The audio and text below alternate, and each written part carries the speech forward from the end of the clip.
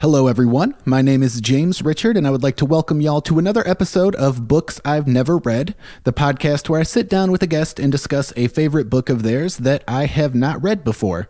My guest today is Cassie Williams, and we will be talking about Lewis Carroll's book, Through the Looking Glass.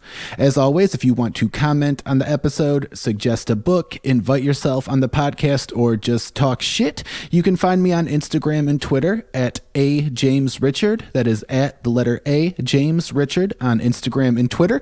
Thank y'all so much, and I really hope you enjoy this conversation.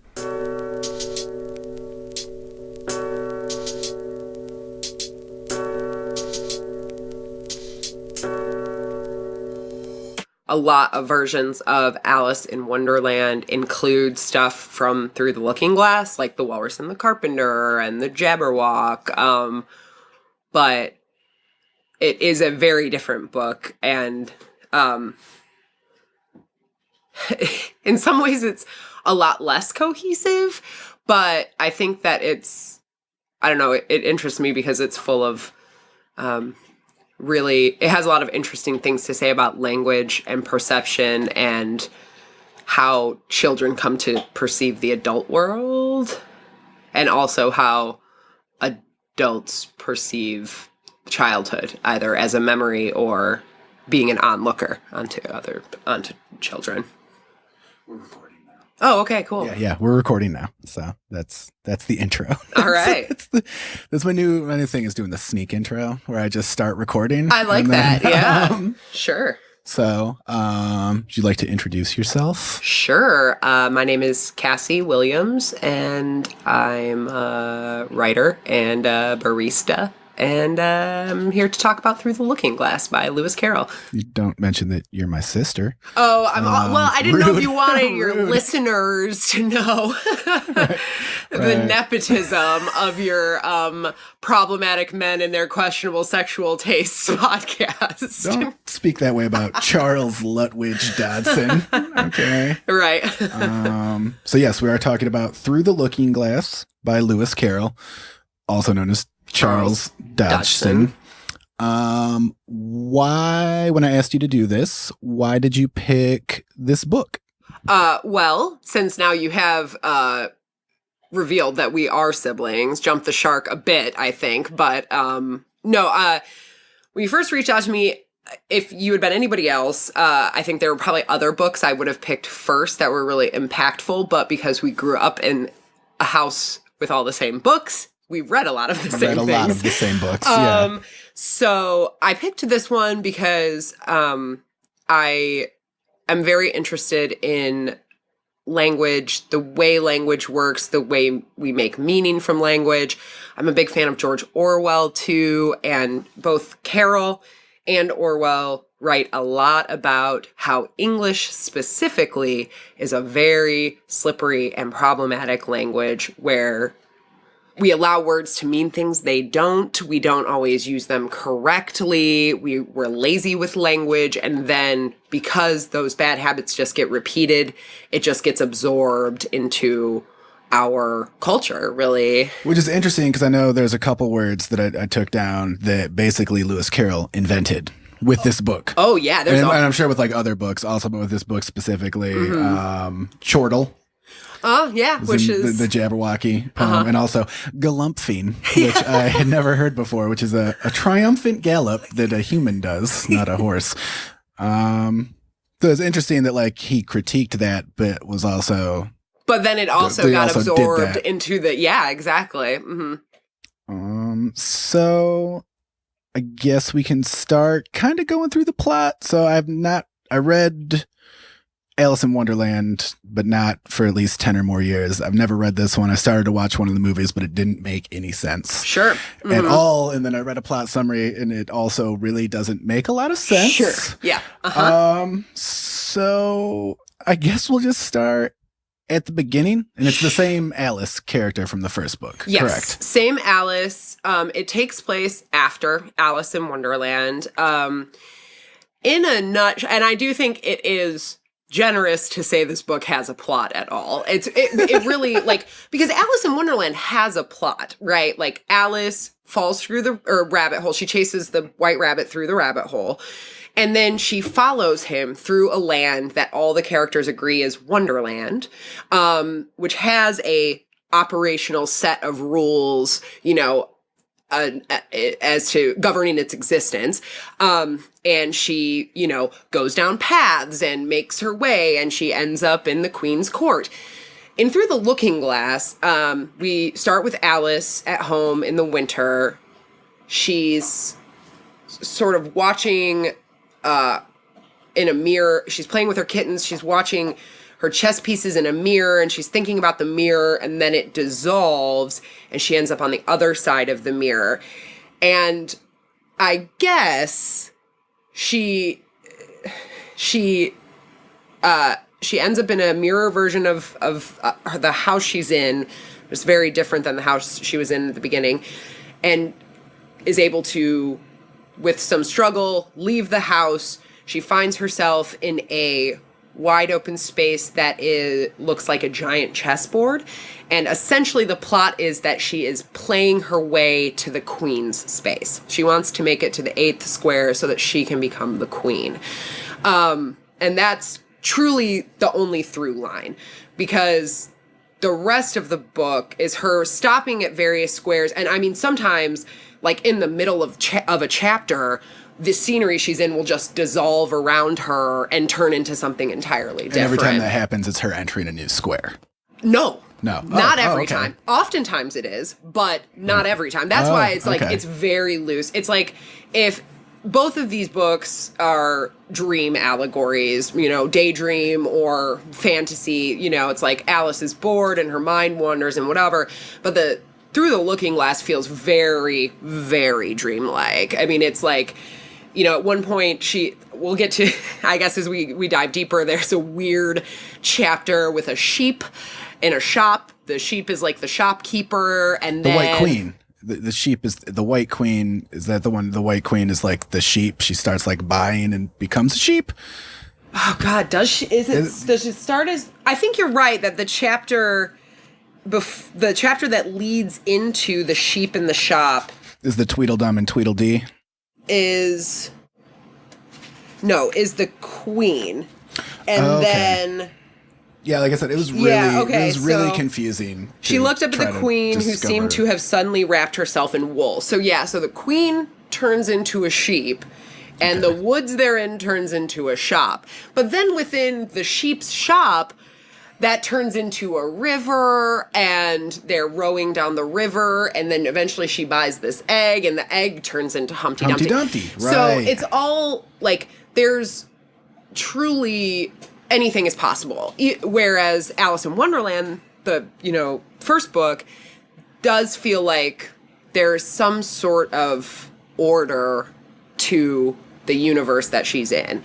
It's not the order that we're accustomed to in the real world, quote unquote, real world, but it does have operating principles, whereas in Through the Looking Glass, like, whatever. Like, sometimes it's stuff allegedly just a chess match. Right. But... And a lot of that goes over my head personally because I'm not a chess player. But, yeah, I tried to, like, look, and I couldn't find it, or no one's, like, done the math to see, like, if, like, it actually works out. Like, as a chess, like, her moves and everything, if it works out as a chess match. Carroll, of course, claims it does, but... well, yeah. He would. Yeah. So... But yeah, so she makes it to the end. She gets a crown. She becomes a queen. She doesn't replace the white or red queen because they are still there, but she's sort of recognized as their equal. Right, which is true in, like, a chess match. If you queen a pawn, it doesn't replace the queen that you have already. But it becomes a second queen. Gotcha. Okay. And then it ends with her at a feast, and then, of course, the feast dissolves into some sort of dream nightmare escape, and then she wakes up, and she's back where she started the beginning of the book, in her home with her kittens, and that's the end. Okay. That's, so none of that makes any sense. No. So the first thing I thought that was weird, or that I thought of, whereas I remember in Alice in Wonderland, she gets drawn into, like, this world. Mm-hmm. She doesn't, but I feel like in this one, it's like she chooses to participate. She seems to have like a lot more, Alice, I guess, as a character, has a lot more agency in this one than she did in the first one. Oh, Ziggy's fine. Ziggy the dog is also part of this podcast. Brandon likes to call him a jingling idiot when he's got his collar on, so I removed his collar. I think you're correct. So in my research, I went back, I reread this book, and the version I read, at one point I owned 3 different versions of this book. I now have 2. This one, I'm pretty sure I shoplifted from Barnes & Noble in my early 20s when I was super into shoplifting. That all tracks. There's not a lot of those stores left, probably because of people like you. Yeah, right. Sorry, world. But this one has an introduction by a guy named Tan Lin, and so I read that too. And it talks a lot about how both of these books are, a child looking forward, trying to assign meaning to the world, which seems to be very nonsensical, trying to participate fully in it, because that's what children always want to do. They want to grow up and be able to control their own destinies and do whatever they want the way it seems that adults can do. And then also the, adult, again, air quotes, characters that she encounters are kind of looking backward, or are sort of flailing about in the world in a way that seems to suggest that we as adults are longing for our childhood or looking backward. And so there's this like continuum of the two things. And I think because Alice is supposed to be older in Through the Looking Glass, she does have more agency. She's closer to being an adult.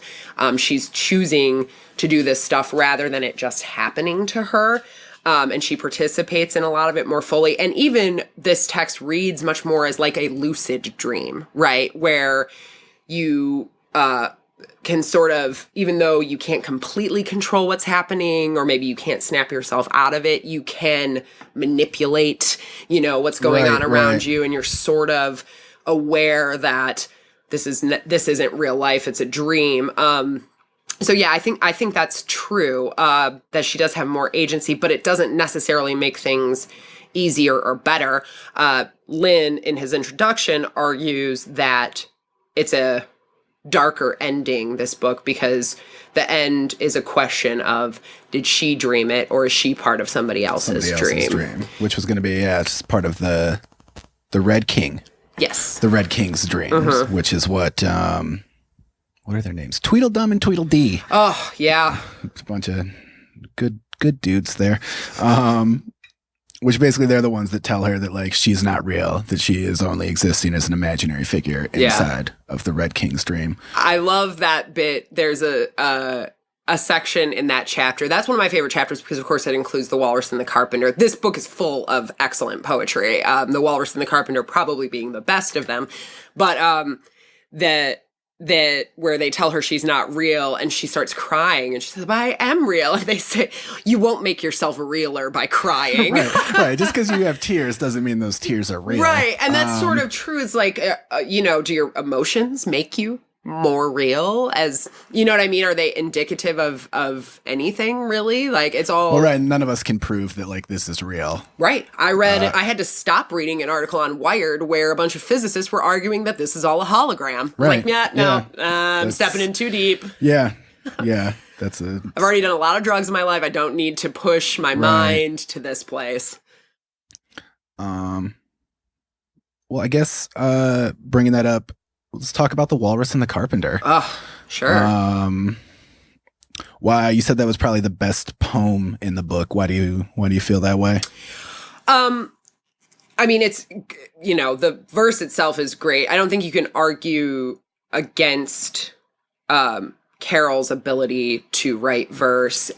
He writes some great verse in Alice in Wonderland. Through the Looking Glass, I clocked has 7 pretty extended poems, and that's not including the nursery rhymes that are sort of in there. And I'm not sure, because I'm not a Victorian person, if those are faithful just transcriptions of Victorian Like nursery existing rhymes, or if ones, he made right. them up. But he one of my other favorite works by him is The Hunting of the Snark, which is a long, like, epic poem about nonsense. It relates thematically very much to these two books. Yeah. But well, Snark is in the Jabberwocky poem. Yes. Which I've read multiple times and just does not make sense. Well, no, it's not supposed to. I know. It fucked me up when I read it. I was like, what? I just don't get it. So The Walrus and Carpenter, a lot of people have read it, and probably rightfully so, as a metaphor for Jesus, and I guess Buddha is who they consider the walrus to be. It's these two, sort of giant figures that are leading these oysters, promising them all of these things, and then ultimately they eat them. By the end of the poem, they've sort of devoured them, which I do say that when I read that a lot of people say that they weren't supposed to be like a religious metaphor. Also, he wrote it as the Walrus and the Carpenter, but when the first issue came out and he was looking to get it illustrated, he told the illustrator he could draw either a carpenter, a butterfly, or a baronet, because any of those would work with the meter of the poem. So it didn't necessarily, because the illustrator didn't really like, he's like, well, the carpenter, like, that's just like, what do I draw? That's not like interesting. He's like, well, it could be a butterfly. And eventually he just left it in as a carpenter. So I thought that was interesting. I also love this poem too, personally, because of the exchange that happens afterward. Another thing that comes up a lot in this book is, like, relativism. Like, this is bad, but it could be much worse. Right. And so is this really bad? Because it's not as bad as this thing. Not as bad as it could be. So after, tracks with modern society. Right.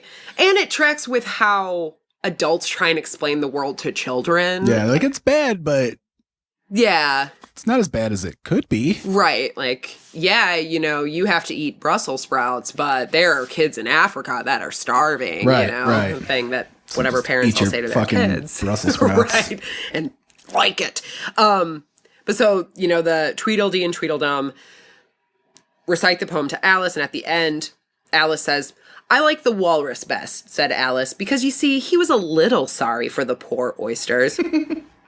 "He ate more than the carpenter, though," said Tweedledee. "You see, he held his handkerchief in front so that the carpenter couldn't count how many he took, contrary-wise." "That was mean," Alice said indignantly. "Then I like the carpenter best, if he didn't eat as many as the walrus." "But he ate as many as he could get," said Tweedledum, which I think is just a great thing to think about. You know what I mean? Yeah. Like, he would have eaten more. He would have eaten more if he could. If he had known that they were right. there. And he ate more, but he was polite about it. Right. He was contrite about it. So he was sorry while he was doing it. Right. So that makes him better. Right.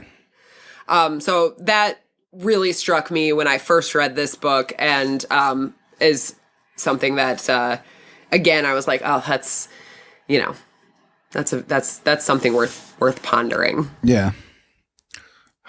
It's so good. Such a good poem. It is. But going back to the Jabberwock, that's a really interesting poem too. Of course, I mean, now Carroll includes in this text a kind of glossary of some of the terms. Yeah. I read that he came out with that later because people were like, what the fuck does any of this mean? Right. Like, well, here's like a general, because people were starting to, which I think you do that a lot, especially with children's stories. You try to kind of find meaning that's not there, or you try to like overanalyze it when like, oh, really, it's just supposed to be a fucking story for kids. Right. Like, maybe it's not all, like, maybe the Walrus and the Carpenter isn't this deep metaphor. Maybe it's just supposed to be like a poem for kids, right? To like right. sort of teach them this sort of like relativism. But so Jabberwock is, it's literal nonsense. I mean, the words, even in the glossary of definitions, the definitions are insane. It's nothing that would really be a thing. I'm trying to find that. It's like one of the things is, it's part animal, part corkscrew. You're like, what does that even mean? Yeah, right. But at the end of that one too, so the thing about the poetry, I think, is usually Alice's interpretation of it is what's interesting, or her reaction to it. So at the end of that one, it seems very pretty, she said when she had finished it, but it's rather hard to understand. You see, she didn't like to confess even to herself that she couldn't make it out at all. Somehow it seems to fill my head with ideas, only I don't exactly know what they are. And I mean, that's a lot of, when you think about the English language now and how slippery we've made things, I think the word terrorist is a good example. The origins of the word terrorist are very specific to the French Revolution. It has nothing to do with the modern usage of the term. But the word terrorist inspires terror. And that is why we use it. That's why we assign it to things we want people to be scared of. Right. And so that poem, even though the words don't have any intrinsic meaning, it's able to evoke feelings and notions in Alice. And that's sort of all language is, right? Until we all agree. Right, until we all on what come with a consensus. We come to a consensus about what the terms are.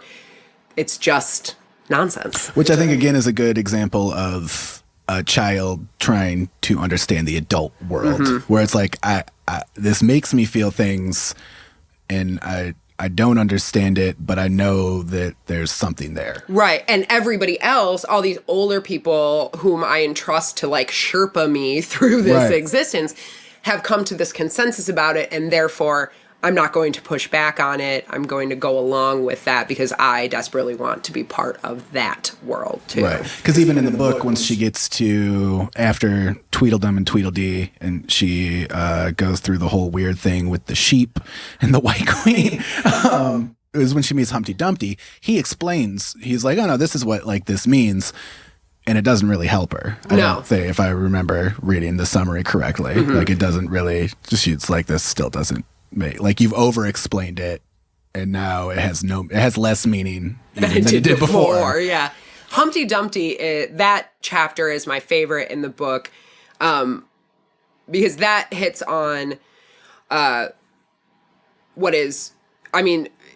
hits on something that social science will prove 50 years after this book is published, and also that Carroll explores in The Hunting of the Snark, which is that if you repeat something often enough, you can make it true.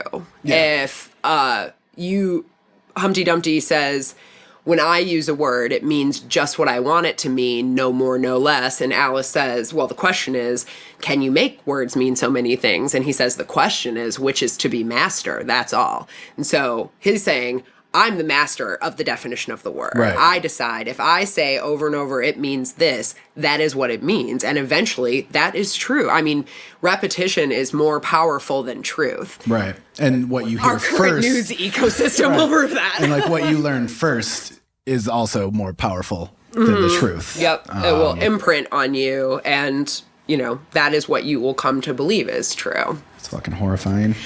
Truly. Yeah. But it's fascinating that, and perhaps not surprising that Carroll, who is a mathematician, figured this out well ahead of the scientists who would later prove it, because I'm sure he was able to observe, like, oh, yeah, you just, all I have to do is say, in Hunting of the Snark, it's what I tell you 3 times is true. That's the line that gets repeated a lot through that poem. And yeah, you just realize, like, oh, all I have to do is this thing over and over, say this thing over and over, and eventually that's the truth. Oh, God. Yeah. Which also makes you wonder, like, I don't know. When you think about whether or not Charles Dodson was a creep. What sort of... We hadn't even gotten to that part yet. What sort of stuff was he repeating to the people around him to say like a elicit whatever he wanted? Overview of Charles Dodson kind of being a creep. So Alice was a real girl. Alice Liddell. He was friends with her family. She also had 2 sisters.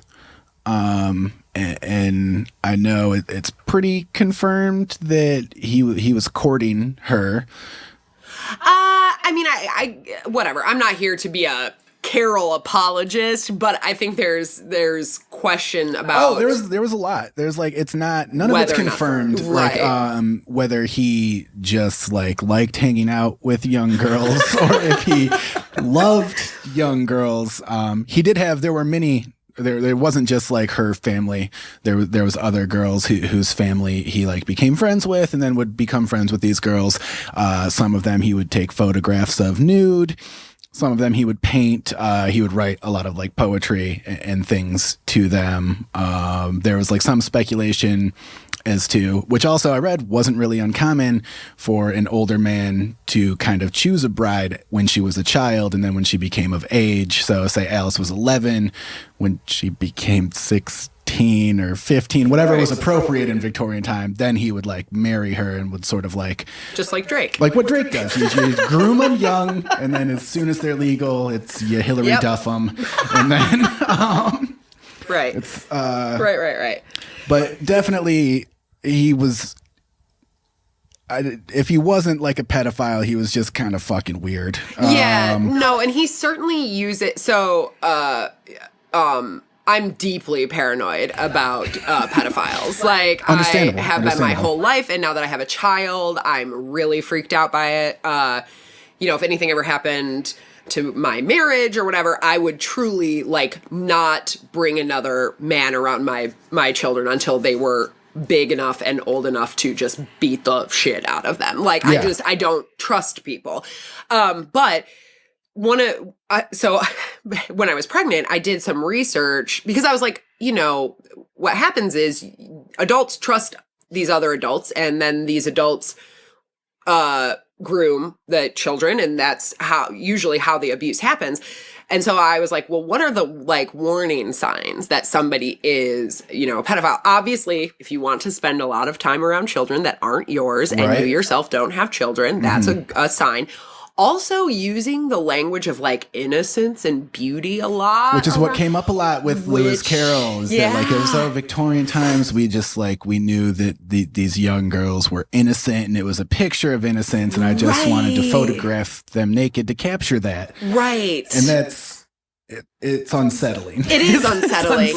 And apparently it is a sign that at least, in modern times, it's considered a sign that you should, pump the brakes. And if you've ever spent a lot of time around young children, I don't know. My first thing is not going to be like, they're so innocent. It's like, they're kind of fucking annoying. Like, or they're great and wonderful and I love them, but holy shit, it's a lot of work or whatever. It's like, I'm not going to talk about like, oh, the innocence and unspoiled. It's like, no, they're sticky and... asking me the same question 100 times. So, it would not surprise me if someday someone unearthed some, hard evidence of some kind of malfeasance on the part of Lewis Carroll, because the signs are certainly there. And I think some of that has happened. A lot of it. So he kept detailed diaries of his entire life. A lot of those, when they were made public, had chunks that were torn out by his estate. And certain things have came up and have gone to sale for private collectors under the condition that, you have like 10 diary books, book X and X you can never release. So it's, it's like, what else would it be? What other thing could possibly be so damaging to his reputation at this point? Right. And he did have, it was like documented, he had relationships with adult women. So that's like a one sign in the like maybe he didn't just love, but he hung around a lot of children. Yeah. They were all girls. Right. And I'm like, what parent is like, let me send my 3 young daughters on a boat with these 2 grown men? And you have to say there's like has to be some evidence that like Alice was obviously important to him. He named the character after her. He dedicated the book to her. The final poem in Through the Looking Glass spells out an acrostic poem and spells out her name from top to bottom. So people are like, oh no, he didn't like her the most. It's like, really? Clearly, there was something there. Yeah. So that's I think as far as we need to go into Sure, yeah. like whether or not it's up to you, the Right, listener, no, to decide whether or mean, not he was like a pedophile or just like to hang out with girls, or it was just a creep, which I think he was probably just a creep. I mean, yeah, it's very. He's a mathematician. That's not a good sign.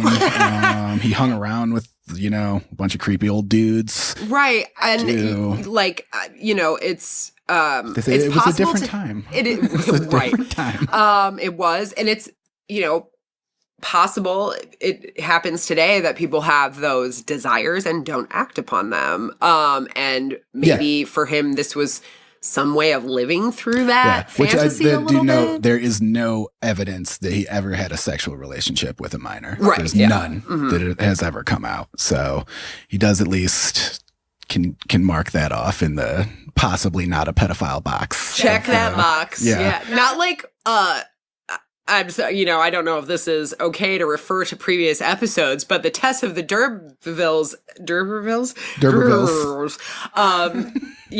episode, which was great. But the fact that Thomas Hardy admitted that he was sexually aroused by, bro, you didn't have to tell us that you were aroused by a woman getting hung. You just didn't. He waited until way later in his life to admit that. He was like, what was really sexual was the way that her dress clung to her dead body. It was pretty much that was how that quote went. Yeah. Brah, you could have just left that out. Yeah. You didn't ever have to say that out loud. Lewis Carroll never said that, at least. Yeah, right. So let's see. We've made it up through, we got Humpty Dumpty. Mm-hmm. So I want to talk about The White Knight. Oh, that is further... Yeah, weird. Which also, later in his life, there was a letter published that the White Knight, Lewis Carroll, based off himself. Yes. He was in a letter that he wrote to the family of a young girl that he was courting. Sure. He wrote that he signed it The White Knight. That's the evidence that he considered himself the White Knight of that book. And then I think in the first book, the Dodo. Was he was the inspiration for the Dodo. Interesting. But, yeah. I haven't read the original one as many times as I've read this one to know exactly how the Dodo functions within that narrative. But yes, the White Knight chapter is very weird. In that chapter, the White Knight keeps falling off his horse, and yet he's insisting that he's an expert horse rider, that he's had plenty of practice, and literally almost every time he gets on the horse, he falls off, which, on its face seems sort of to fall in line with this idea that the adults in the narrative are not even adept at dealing with the world, right? It's almost like Carroll is, if we're considering him the White Knight, as an adult man, he's realized that even though he's had plenty of time on this earth and plenty of practice at participating in the world, he's still just constantly messing it up. Right. You just never quite feel like you're a real adult. Right. And which goes back to the introductory poem in this, this text has one of my favorite couplets of poetry, which is, "We are but older children, dear, who fret to find our bedtimes near." And I think a lot of us who are adults feel that way, where we're just there's not one moment where you magically shift and everything makes sense to you. Right. You're constantly fumbling about in this world where you have to participate in systems that don't make any sense and do things you don't want to do because you think you are supposed to, or because everybody else tells you you're supposed to. So that all sort of tracks. Where that chapter gets weird is near the end, where there's this paragraph. It's of all the strange things that Alice saw in her journey through the looking glass, this was the one that she always remembered most clearly. Years afterwards, she could bring the whole scene back again as if it had only yesterday. The mild blue eyes and kindly smile of the night, the setting sun gleaming through his hair and shining on his armor in a blaze of light that quite dazzled her. And it goes on like that, and it feels like that's how Carroll wants to be remembered by the real Alice Liddell. And that's a creepy little anecdote. That is a creepy... creepy little paragraph just stuck in there. Right. Right. Like, he was just a beautiful man with great hair and wonderful eyes. Right. Kindly. And it was all I could remember of this dreamlike world. And it's like, okay, sure. Right. Yeah. Yeah, you're a good dude. Yeah. You're not like other guys. Right. It's not like the other boys out there. Oh, no, definitely he cares not. about you. Yeah. My lady. Right.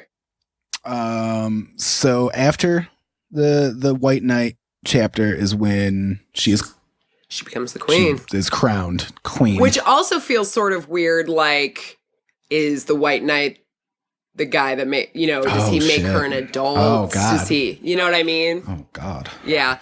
But yeah, so sticking with just what we have, the text, she finds the crown and puts it on, and that's when she becomes the queen. So she gets to meet up with the Red Queen and the White Queen, and then they have their feast, and she gets to participate as fully as possible, as any of them are in the world around her. So that's like the I don't want to say she's reaching her final form, but like I read a few things where people claim that this was like the whole novel was like a metaphor of becoming an adult. Yeah. From a child to adulthood. So like that when she becomes queen, it's like, all right, you are a full participant in this adult world. Now that doesn't make any sense. That we've proved just does not make any sense. Yeah. That is how I always read it. Like that's how I read it the first time, and going back through and reading it again like this, I agree. It does seem like, she's very close to being in that world when the book starts, because she's already internalized some of this nonsense. I think a good example of that is the first chapter. She is playing with her kittens, and she says, one of them is misbehaving, and she says, "Oh, you wicked, wicked little thing," cried Alice, catching up the kitten and giving it a little kiss to make it understand that it was a disgrace. So the way that we mix messages to kids, right, where, we tell them one thing and do another, and it's like, but wait, you know what I mean? What does this really mean? It's like, no, you wouldn't give somebody kisses to make them know they're a disgrace, but that is the sort of thing that happens. In the world all the time, and she's already participating in that. The other, thing that indicates like the passage of time and the sort of nearness to adulthood is the time of year. So the Alice in Wonderland is set in the spring, and Through the Looking Glass is set in midwinter. So the idea of the progression of the year, you're more toward the end of things, as it were, the end of this period of her life where she's an innocent child or whatever. But yeah, I would agree with, I think, that reading, that her becoming the queen is her kind of taking control of, command of her life, becoming an adult, as it were, or at least claiming that the agency that she is kind of had throughout the whole thing. Right. And then of course it all sort of goes to shit, which is about right. You know what I mean? You're like, oh, I'm an adult, and then it's like, but everything falls apart. And then she wakes up. Yeah. Or I guess does she wake up? She wakes up and she's just back in her regular house, not this backwards world. Right. It's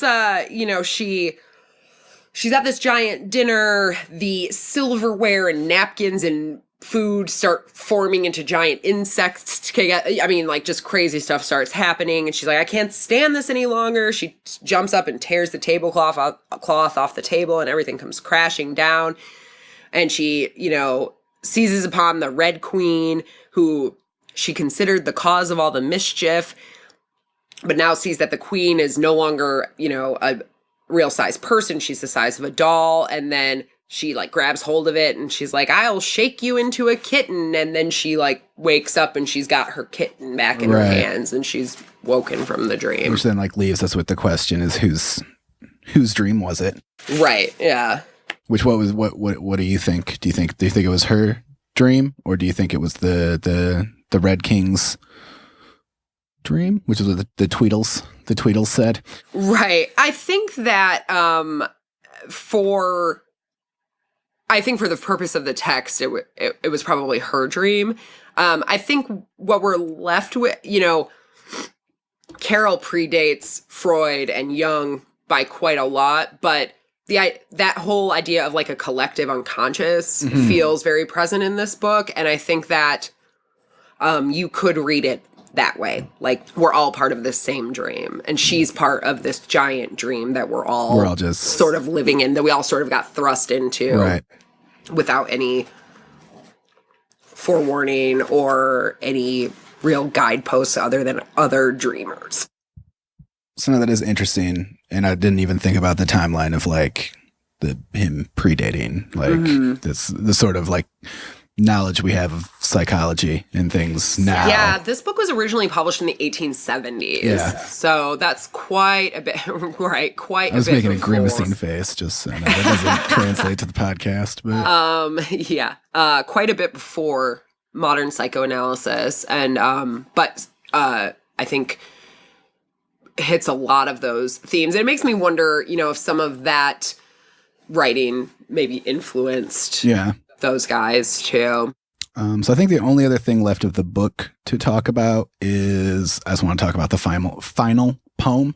Sure. Because it was my favorite when I read all the poems of the book, and it's really kind of like it's kind of depressing. Yeah. Which is. I just really liked it. Do you want to read it? You want to read the whole thing? Sure. You have a better voice than I do. So, if you say so. All right. A boat beneath a sunny sky, lingering onward dreamily in an evening of July. Children three that nestle near, eager eye and willing ear, pleased a simple tale to hear. Long has paled that sunny sky. Echoes fade and memories die. Autumn frosts have slain July. Still she haunts me, phantom-wise, Alice moving under skies, never seen by waking eyes. Children yet the tale to hear, eager eye and willing ear, lovingly shall nestle near. In a wonderland they lie, dreaming as the days go by, dreaming as the summers die, ever drifting down the stream, lingering in the golden gleam. Life, what is it but a dream? So good. It is really good. I think that one and the intro poem, I think, are both really nice. I mean, all the verse in this is really crisp. He's does an excellent job in that medium, I think.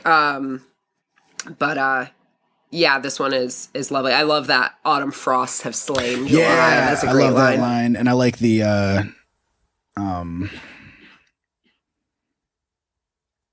Alice moving under skies never seen by waking eyes, which I think is just like is more of the it was a dream, right, kind of thing. Because like this Alice has never been seen by waking eyes because this Alice only exists inside of a dream. And also makes you wonder if that's also going, like if she really was the object of Carroll's fantasies, right? And then, but that would be more indication that it was just that, like, right? Like a fantasy and not something that was ever actually acted upon or whatever. And I do believe that like this poem was written because it mentions the three, that this poem was written like after him spending a day with those three sisters. And this is the poem that spells out her, it's I think Alice Pleasance Liddell. All right. Is there anything else you want to say about Through the Looking Glass? There was one other thing that came through to me in this second reading of it, which I'd kind of forgotten about, that I thought was really interesting, is the introduction of commerce. Like in Alice, I mean, you've read the original Alice in Wonderland too, so correct me if I'm wrong, but I don't believe there's at any point where she's exchanging goods for money or anything like that. No, not that I can recall. Right, which is one of the things we do later in our childhood and into adulthood that makes us an adult, right? And so there's several instances in this book of commerce happening. One is there's a scene on a train where they say like his time is worth 10,000 or 1,000 pounds a minute. Yeah, it's 1,000 pounds for 1,000. Yeah, his words are 1,000 pounds a word or whatever. And then the sheep in the shop, very bizarre chapter. But what I took out of that was like, oh, the sheep is sort of selling dreams. Like she's trying to pick something to buy from the shop, and everything that she focuses on, she can't see it. Once she starts focusing on it, it becomes blurry, or she can't see it. And so this idea of the way that we exchange goods and services in our world, and how oftentimes we're selling dreams and not actually selling objects. We're selling a feeling or a desire or something that's more intangible. So that came through to me in this recent reading of this book again, just realizing, because try to explain money to a child. The only good example I saw of it was actually there's a show on Netflix called and they do a little like rap song about how like money is a way of measuring value, and I was like, oh yeah, okay, that's probably the best way to explain that to a kid. But it's really a difficult concept wrestle with, to grasp as an adult. And especially for being something that so dominates our lives, you know, the pursuit of money, the pursuit of objects, the trying to stay, you know, ahead of the collectors, like, you know, it's something that it creates such pressure on us in adulthood. And it's so seemingly arbitrary and strange and why. But also interesting is that it's like time and language that are given assign this great value. And that to me is the, you know, where you are reading this book and realizing that it's a child looking forward, trying to become an adult, but also longing for the innocence of childhood, that when you're an adult, you realize like your time and your, maybe not your, I guess your words in the sense of like, your exchanges and your relatable to you, and you realize how I get pissed at all the time I wasted, right? Yeah. You know, and you realize like that that's the thing you're never going to get back, and you can't take back the words when you've said them, and you know what I mean? Right. So I think it's interesting that those are the things he chooses to monetize and assign these high values to throughout this book. It comes up again in Humpty Dumpty's chapter. I forget exactly how, but yeah, it's that. So that was the only other thing that stuck out to me that we haven't already touched on. But yeah. Yeah. And I think, I wrote down a couple lines that in their own make no sense. Sure. So, jam tomorrow and jam yesterday, but never jam today. Yeah. I think that's words we could all live by. Right. And also, I think one of the most famous quotes also from the White Queen is sometimes I believed as many as 6 impossible things by breakfast, which is on the mug that you are drinking your coffee out of. It is true. Yeah. And I just think that's that's like a very childlike belief that I think like adults should really try to hold on to.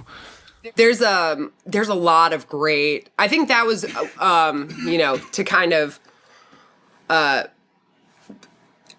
end where we began, something that really drew me to this book. There's a lot of great sort of like axioms or whatever throughout the book. It's a poor sort of memory that only works backward. Yeah. You know, talking about like, right, you can only remember the things that haven't happened. Yeah. Because they can, everything in their world is backwards, so they can only remember things that haven't happened yet.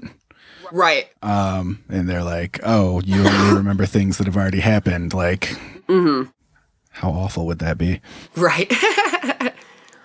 Yeah, so it's definitely worth a read. It didn't resonate with me the exact same, I didn't feel a strong reaction to it this time when I read it as I did the first time. But I think that toward the end of I read this pretty soon after I graduated college, and my last probably year and a half in school, I took some really fascinating classes, like, that dealt with a lot of, like, existential literature and a lot of really heady theory about what even is language, what is, how does all of this work?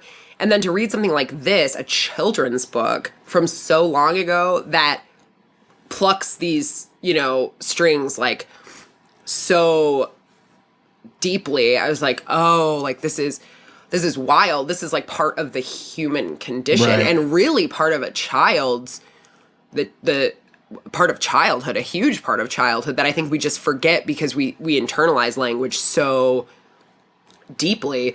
We don't even question its presence as adults, yeah. Right? But I mean, now being the parent of a child, you're just like, oh my God, like this absorption of language and this using it to navigate this world we live in, like what a huge part of our existence that is. Yeah. And I think I just, in the probably 12 or 13 years that have passed since I first read this book, I've read more Orwell, and I went to grad school, and I've just dove into these themes a lot more to where it's like the what is language and what does it mean. Right. It's just something I think about more, so it didn't necessarily like surprise me as much as it did the first time, but it's still, I mean, the verse alone is a reason to read it, and it's just, yeah, it's good. It's full of interesting nuggets. All right. I will probably actually read it. It's short, too, which is a nice thing. Which is a bonus. Unlike Tess of the D'Urbervilles, which is going to be a long read whenever I get to it. Looks dense. I have a copy. I haven't read it, but... Yeah. Seems right. So, yeah, I think that's a good place to end it. Thank you. Thank you for having doing this. Are you reading anything sweet right now? I've been reading a lot of scripts lately. That's fair. I read Jennifer's Body recently, which I've never seen that film, but it was a fun script, so I would be interested to go watch it. I'm writing like a campy kind of feminist horror movie. And beyond that, I had to stop E. Jean Carroll's memoir halfway through because it was like modern day real life Tess of the D'Urbervilles. Okay. It was just horrible. But I mean, it was really well written, but just too much for me. I was like, this is triggering in the absolute deepest way. Right. But yeah, if you got a strong constitution, what do we need men for? I think was I think it would be a good book for a lot of. Okay, this is the point at which we had some technical difficulties and the recording got cut off. And I don't want to make any excuses, but I was using a brand new setup on the road in Michigan, far away from my comfortable recording kitchen in Central Texas. What Cassie was about to say is she thinks that it would be a great book for men to read, and then she amended that statement to just say that it would be a great book for anyone to read. So everybody, go read the book, What Do We Need Men For? By E. Jean Carroll. Really sounds like a terrific read based off the review that I just read for it. Plus, if Cassie endorsed it, then it's probably pretty good because she generally knows her shit. All right, y'all, that's it. I hope you enjoyed this episode, and I really look forward to bringing y'all the next one.